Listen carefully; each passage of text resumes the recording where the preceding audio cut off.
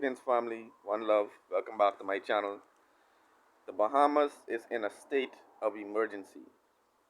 Okay, let's talk about it. After the advent of the coronavirus pandemic, many nations around the world have actually decided to lock down their borders.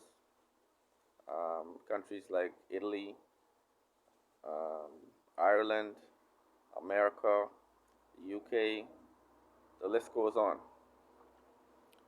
Initially, we in the third world, here in the Caribbean and in the Bahamas, we have actually been slow to actually undertake a lockdown, basically because our numbers have been very low. To date, there are about suspected persons, actually three persons who have been identified as being infected in the Bahamas. Okay, the troubling dynamic is that this now presents a problem for a tourism-based economy. Okay, so we have to put in place the proper controls for those who are entering our borders.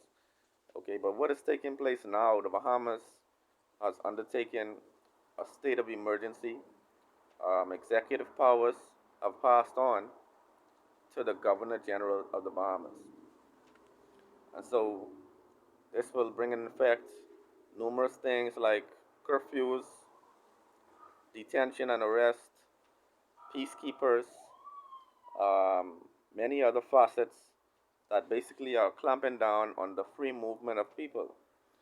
And this is actually a twofold situation in my view because, on one hand, we have a species level threat that cannot be denied and that must be accounted for, that must be prepared for, okay, that must be mitigated. But we also have an issue with the free movement of people and the rights of the individual. Okay, because while it's important that this is uh, controlled, we need to also bear in mind that you are controlling groups of people, people who have constitutional rights. So we cannot just arbitrarily, without good cause, put in place measures in which you can um, detain and arrest literally anyone, where you can basically deputize um, a citizen and tell them to control the peacekeeping of the streets. You know, um, many people are speculating that this particular stipulation in the emergency order pertaining to peacekeepers is kind of nebulous. We don't know who these people will be, if they will be political cronies who are being given constitutional authority to police the streets along with the police. We don't know. But we also saw, strangely enough, that the Governor General has also given himself the authority to seize property in the national interest. Okay, so that indicates that they are actually envisioning a long-term or a large-scale humanitarian situation.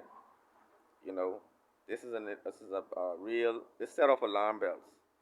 Okay, but family, everyone needs to be safe. I think our country will ultimately come out of this with a very minimal count as far as those who are infected, because generally our people have followed the actual precautions.